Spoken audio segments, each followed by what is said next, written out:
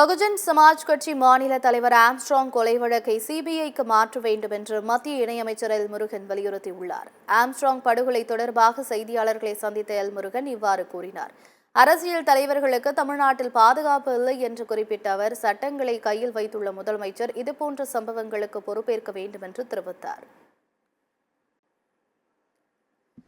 சமூக சேவை செய்த ஒரு சகோதரர் சமூக விரோதிகளால் படுகொலை செய்யப்பட்டிருக்கிறது ஒரு பேரதிர்ச்சி. இப்படிப்பட்ட இந்த பேரதிர்ச்சி இன்றைக்கு ஒரு தேசிய கட்சியினுடைய மாநில தலைவருக்கே பாதுகாப்பு இல்லை. அவர் படுகொலை செய்யப்பட்டிருக்கிறது தமிழக அரசாங்கத்தினுடைய தோல்வியை காட்டுகிறது.